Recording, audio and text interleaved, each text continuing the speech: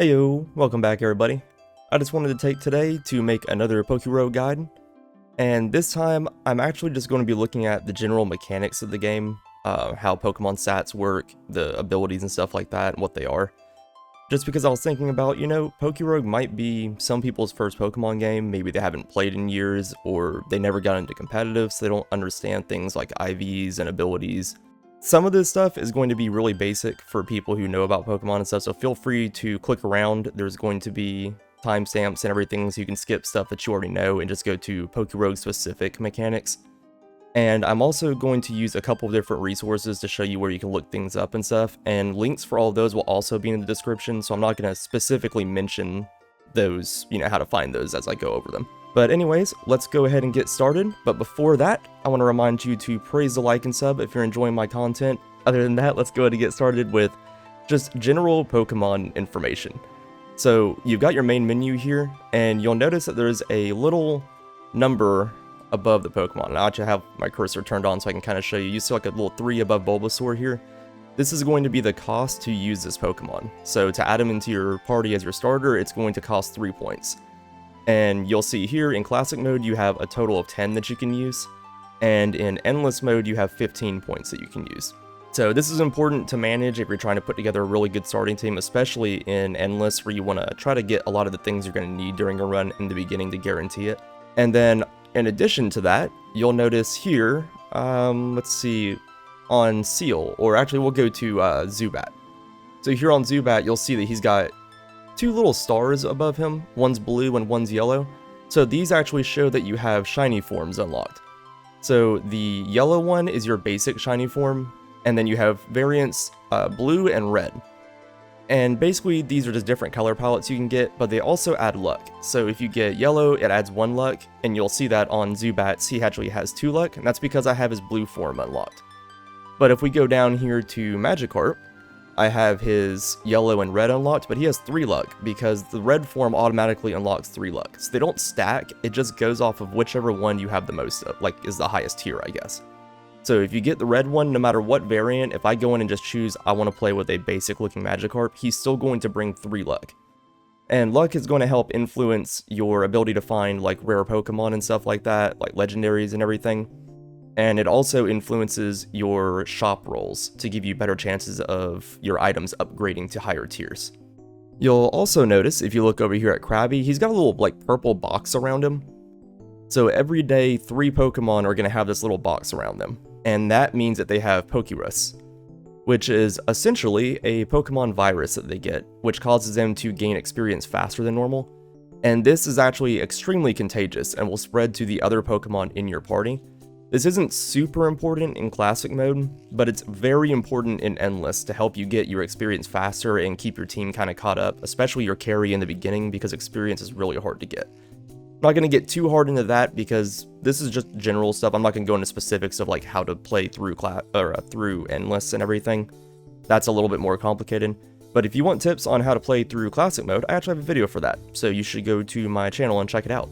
And here, I've kind of skipped down to Gen 5. We're going to take a look at my main man, Minccino, over here. And so I'm going to use him as kind of an example for some of the stuff moving forward. So if you look on the little left window here, obviously you have his information. So you have a little candy bar, or a candy ball up here, and that's going to show the current amount of candies that you have for him.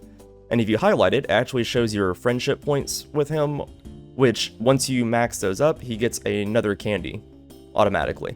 You can also get candies from catching more of them or hatching more, and candies are basically going to be used to, if we click right here, you can see using candies. If you click use candies, you can reduce the cost, or you can like purchase their passive, which I already have his passive, so we'll maybe go over to Tolosis here.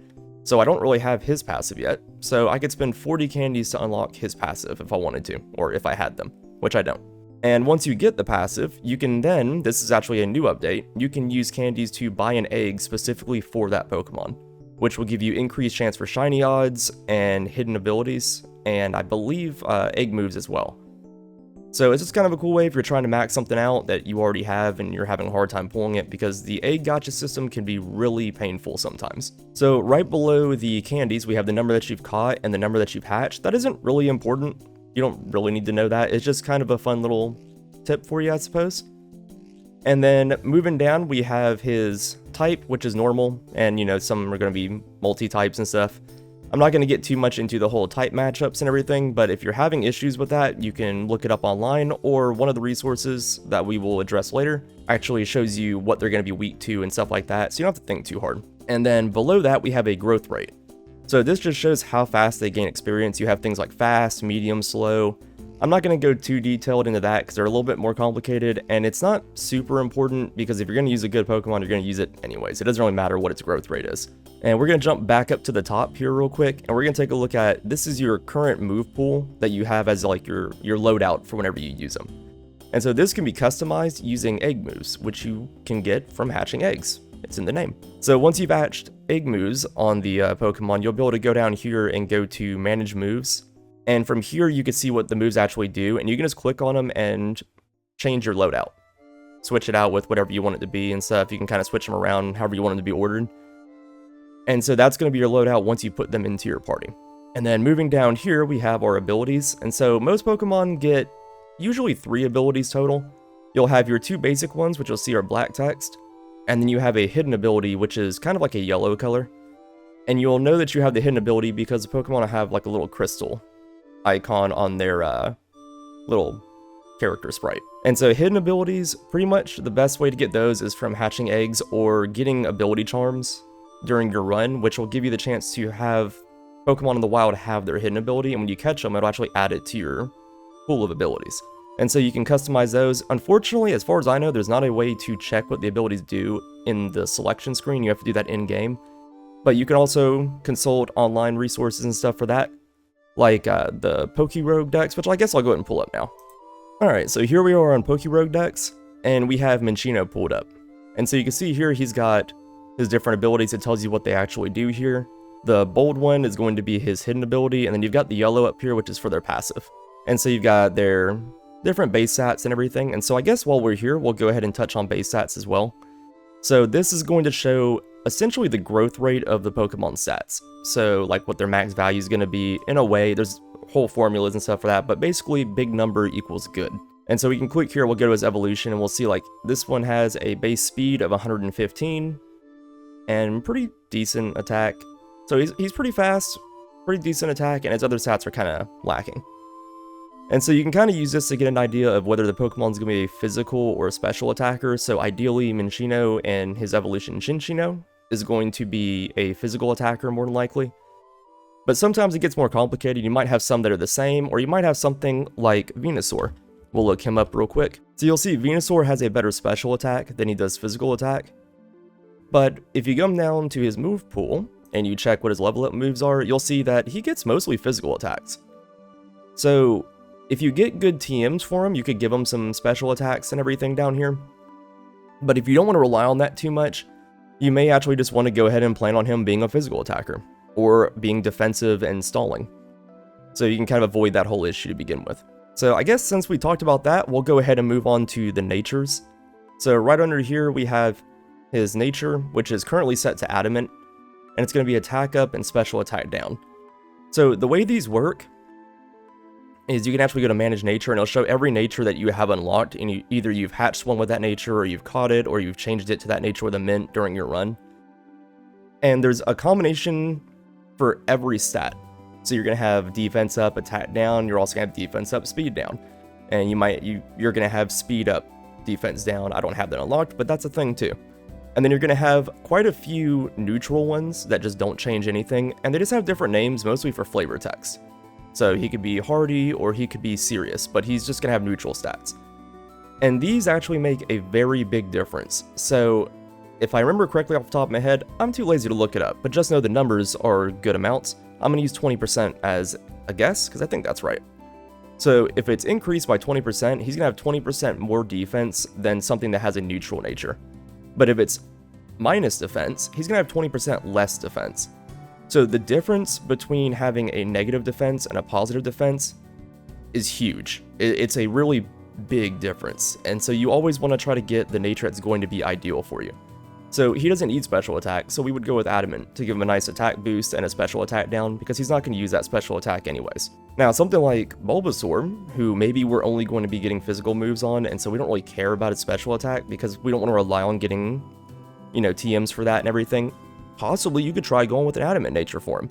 I don't know if I actually have that. Let's check real quick. Yeah, I do not. But if we did, we could go with an Adamant nature and just kind of lean into the whole physical attack thing. Or you could go with a neutral nature or something defensive that lowers his attack or his special attack and just go bulky and try to stall things out. So there's a lot of different builds you could do with that. And while we're talking about it, we will also go ahead and touch on IVs.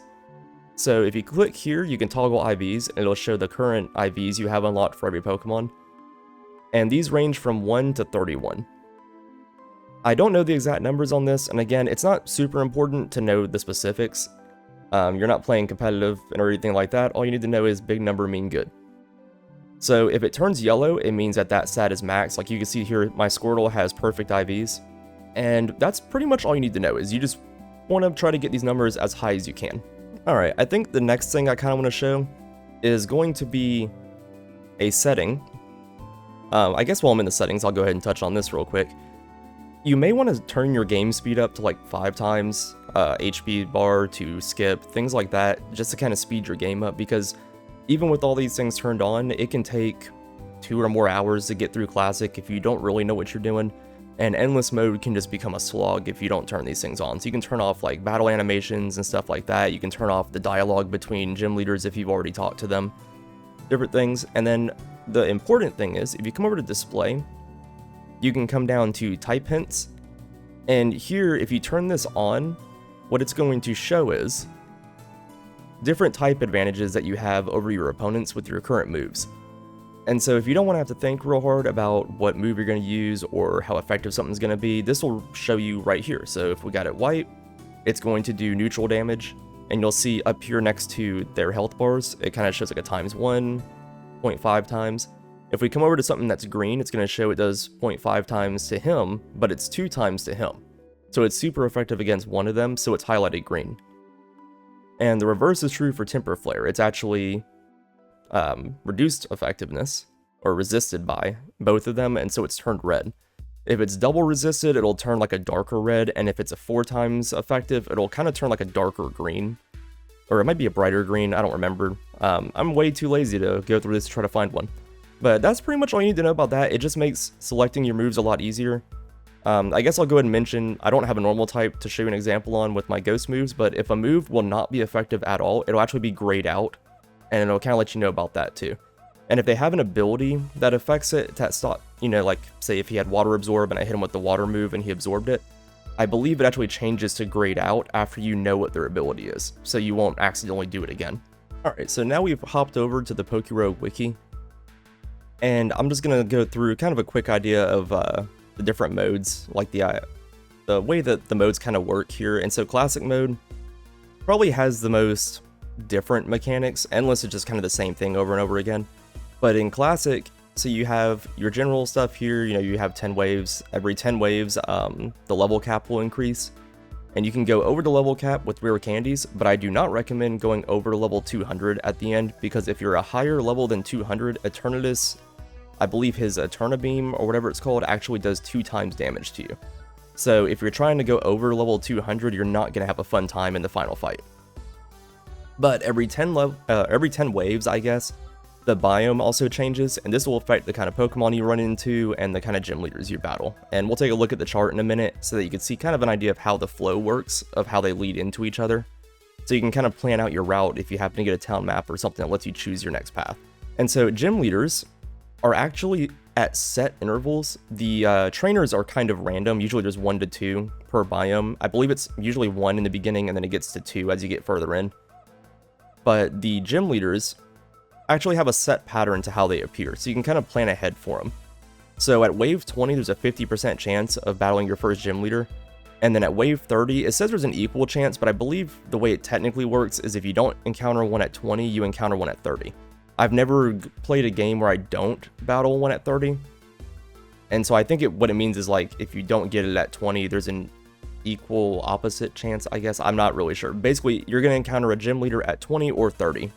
As far as I know, 99% of the time. And then after that, every 30 waves, your boss battle is going to be another gym leader. So if you battled your first gym leader at 20, your gym leader battles are going to be at 50, 80, 110, 140, 170. And the same thing with 30, they're just going to be 10 higher. I typically find it easier if you can battle one at 20, because that allows you to battle a gym leader at 140. Math is hard. Yeah, so if you battle the gym leader at 140, you can then battle Ivy at 145, and you are fully healed after that first gym leader battle, and you're good to go. If you have to battle the gym leader at 150, you're going to battle Ivy at 145, and then you're going to go into a gym leader battle, and you're going to have to spend money to heal yourself, and that's a little bit more difficult. And then at 182, you're going to start your Elite Four battles, and so those are 182, 184, 186, 188, so basically it's a gym leader, and then a wild Pokemon, then a gym leader.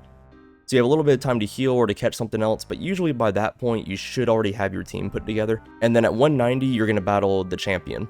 So the Elite Four is always from the same generation, so once you encounter the first one, you can tell what the next ones are going to be based on the generation that Elite Four member was.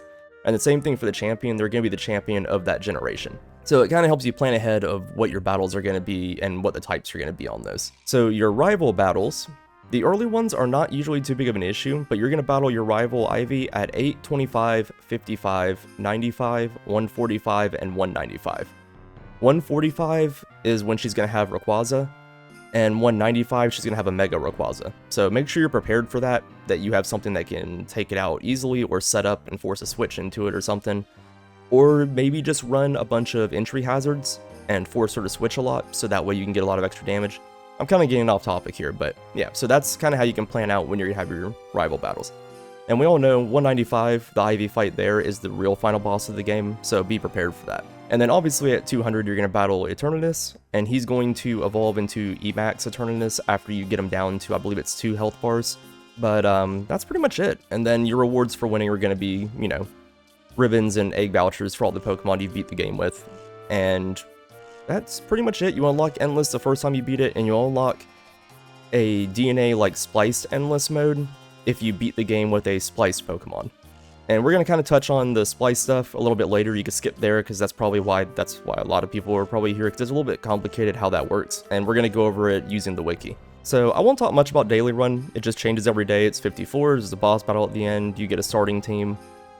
Other than that, it's basically just, it's all preset. Everything's going to be the same every time you try it, so if you fail, you can just redo it again and try a different way.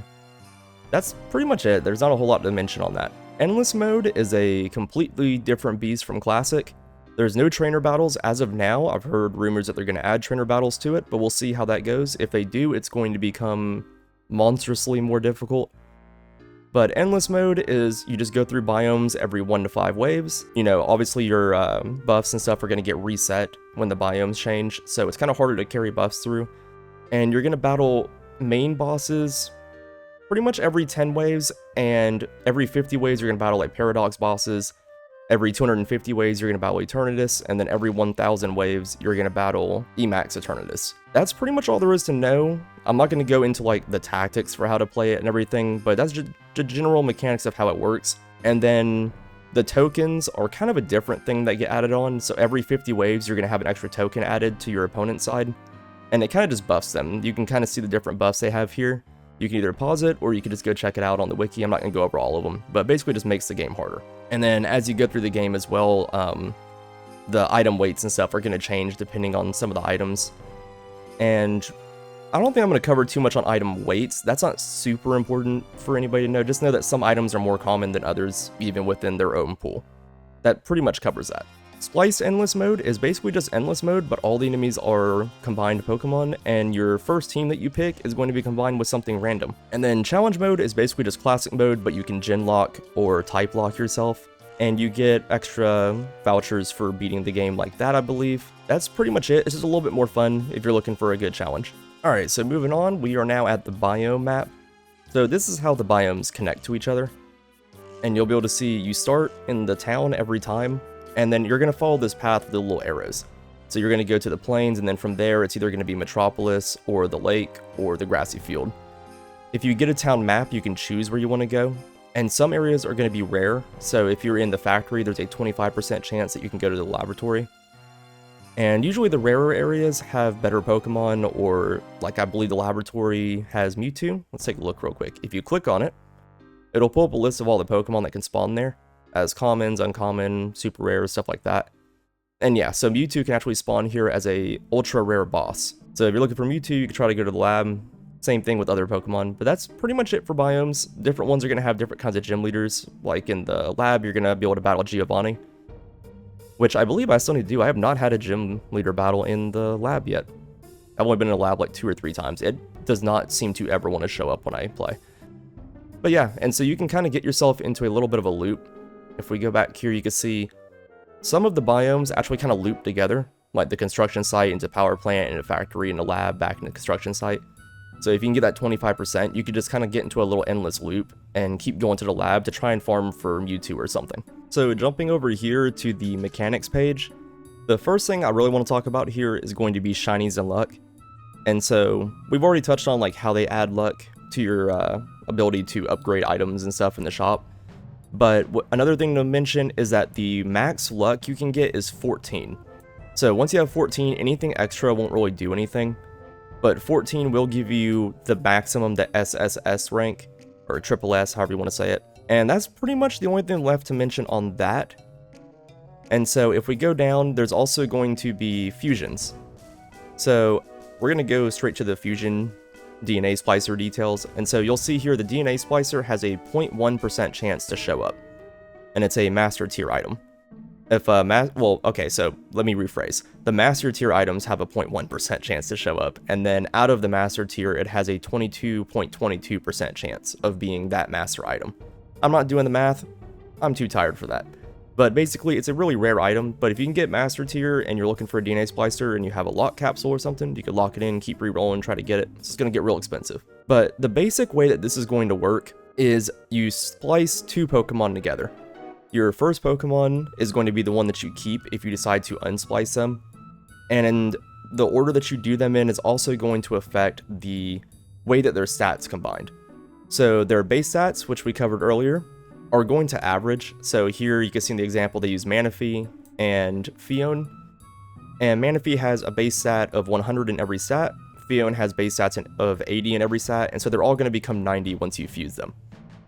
So you can't make something super duper overpowered just on the stats because it's going to kind of average out. You don't want to take something that's like a high attack power like a Machamp or something and try to combine it with an Alakazam thinking you're going to get some kind of god Pokemon that can do everything. It's just going to become mediocre at both. So moving down here, you're going to be able to see your first primary Pokemon that you choose. It's going to keep the first or only type that it has, its passive ability if you have it unlocked, its current level, its IVs, and its nature. And then the second Pokemon that you choose is going to pass over its second type or its only type, unless it's the same type. So basically, if you combine like a Fairy Steel with another Fairy Steel, there's going to be Fairy Steel. If you combine a Fairy Steel with a Fairy Fire, it's going to become a Fairy Fire, because it's going to take that second fire typing from the second Pokemon. And so on. It's a little bit complicated. When you're actually looking at it, it's not that hard. It kind of makes sense. Just think of it first type from the first Pokemon, second type from the second Pokemon. And then you're going to get the ability from the second Pokemon. So that's one of the big things that can help you build extremely broken things, is getting that ability passed over. You could get things like Wonder Guard thrown onto a Pokemon that shouldn't have it, different stuff like that. And then the luck stat of both Pokemon are going to be combined together. So if you have 2 red tier shinies that both have 3 luck, that one Pokemon is now going to have 6 luck. And at any time during battle, like you can't do it from the shop. I believe you used to be able to do it from the shop, but if you're in battle, you can actually choose the Pokemon from your Pokemon menu and unsplice them, but you will lose the second Pokemon. It's also good to note that all of their items that they're holding will get combined, but if you have any overflow of items, like if you have an extra multi-lens on there, it's going to get lost. So you can only have up to the certain max. The extra items are going to disappear, so make sure you plan accordingly before you fuse things. You might want to go and like use the transfer option in the shop before you actually choose the DNA splicer to fuse them, if that makes sense. That way you don't lose your really rare items. Another thing to touch on here is if you have 2 Pokemon that say are maybe Mega forms or something like that, make sure you Mega Evolve them before you fuse them, because the 2 fusions will keep the benefits from the Mega Evolution, but if you fuse them first, you cannot Mega Evolve it once they're fused. I made that mistake in my current Endless run. You might have noticed my Mega Gengar is fused with a regular Alakazam and not a Mega Alakazam anymore, because I forgot to Mega Evolve them before I fused them. So that was a big mistake on my part. Alright, I think this is going to be the last thing that we're going to cover. If I change my mind, I'm lying to you. You'll be able to tell from the length of the video. But eggs are kind of super crucial. It's going to be how you get most of your Pokemon, especially your legendaries and stuff like that. And so you're going to have 3 different egg pools that you can pull from with your vouchers that you're going to earn throughout the game. The vouchers you get from every 10 levels, you're going to get a voucher for beating like gym leaders and stuff like that. I guess not every 10 levels, but every time you beat a gym leader or something, you're going to get vouchers for that. You'll get vouchers for beating Classic Mode, vouchers for beating Classic Mode with, you know, new Pokemon you haven't beaten it with before. You can get vouchers from the shop, and in Endless, you get them like every 50 levels, and at different intervals, you get higher tiers. So it's not too hard to farm them up once you know what to do, and you can go pretty far into Endless and get some really high luck. You can start grabbing vouchers like every other shop. So your vouchers are going to give you eggs of like 5 different tiers. So you're going to have your common eggs, which drop starters that range from 1 to 3 point for their cost value. And they take 10 waves to hatch, and then it kind of just goes on like that. You'll be able to see this chart here. You can either pause it, or you can just, you know, check this out on the wiki, but it's really not super important to know. I mean, they're going to hatch when they hatch. You can't really speed it up yet. I don't know if they're going to add a way to do that, but for right now, that's how it works. And then you have like your little messages when you check the eggs in your egg list. It's going to tell you a little tip here, and that's going to give you an indication of like how many more waves you have left before they hatch. And then you have different drop rates here. And a good thing to note is we now have a pity system. I'll touch on the drop rates a little bit more in just a second when I actually show you the different egg pools from the different gacha machines. But real quick, there is a pity system that they introduced somewhat recently, I think a couple weeks ago. And so after so many different pools, you're going to get a guaranteed egg of a certain rarity. So like if you pull 412 eggs and you haven't gotten a legendary yet, you're going to get a legendary egg, and so on. But the legendary ones are the ones you really care about, right? Alright, and so here we are in the egg gacha on PokeRogue. And so there's going to be 3 different machines here. You can see I've already blown all of my vouchers trying to get me a Necrozma, who is the current legendary pool. But we'll start with the left one over here. So we have Move Up, and this is basically going to have increased chance to get egg moves. So if you're trying to get specific egg moves or something like that, or you've already got all the Pokemon and maybe you're just wanting to get some more egg moves on them, you can just pull from this machine. I use it the least. I get egg moves pretty common anyways. And I feel like shinies and legendaries are just better until you get those finished and stuff, and you have a lot of shiny luck going on and everything. The egg moves, they're extremely broken. They're really good, but you're going to get them anyways. You're going to be pulling so many eggs. So your legendary up here is going to give you double chance for legendary eggs, and a 50% chance for those eggs to have whatever legendary is on the little banner. So right now it's Necrozma, so if we pull an egg from here, it's going to have double the chance of being a legendary, and that egg is going to have a 50% chance of being Necrozma. And then here we have our shiny up, and this is just going to be increased chance for shiny odds. So if you're looking for shinies, you don't really need the legendary that's in here. You can pull from here, and you're going to have a pretty good chance of getting shinies. I get them somewhat rare, but you know, it's better than normal. And that pretty much covers that. I mean, you've got your different voucher types that give you a different number of pulls. And other than that, just keep pulling. Eventually you'll get lucky. At least you don't have to pay real money for it. I kind of hate gacha systems in mobile games, but at least in this game, it's not money. It's just playing the game to get more things. So I was taking a look at my Pokemon collection here, and I realized I did forget something. So I did lie to you earlier. There is one more topic here. We're going to talk about the Paradox Pokemon. So you'll notice whenever you get to wave 190 through 199 before you battle Eternatus, that it won't let you catch the Pokemon there. And the reason why is because the game likes to be rude. And basically, if you already have that Pokemon, so if you hatch them from eggs, then you'll be able to catch them in that zone. So once you hatch, say, Iron Moth, then if you run into an Iron Moth in that 190 to 199 range, you'll be able to catch it there. I've seen a lot of people who think you just can't catch them there at all, so they just don't even try. You can still farm them there to get better IVs and get different things, or just grab a really good Pokemon for the Eternatus fight if you're lacking something, or you're trying to do a Nuzlocke or something like that, maybe you're short a team member. Alright, so this is a post-edit edit, because I realized I forgot to talk about bosses and their health shields. So you've probably noticed I'm on Endless mode, so there's going to be a lot of health shields here, but they show up on Classic as well. You'll notice some of the bosses will have these little segments in their health. And usually the way this works is you can't deal damage past each segment, so you'd have to hit them multiple times per segment in order to break through. But there's actually a little bit of a mathematical way to figure that out, and so it's 2 to the power of shields that you're trying to break. So in order to break one shield and be able to do damage into the second one, you have to do 2 times the damage. So it'd be 2 to the power of 1, since you're breaking through the one shield. But if you're trying to break more than 2 shields, it's 2 to the power of 2, which would be 4, so you'd have to do 4 times damage. And it goes on like that. So if you want to break more than 5 shields at a time, you'd have to do 32 times the damage that it would take to break one shield. The way to get around this is multi-hit moves. If you hit multiple times, each hit has a chance, can break through separate shields. So things like multi-lens can boost that. And as you get into higher numbers, so like he's got 3, 6, 10 health shields going on right here.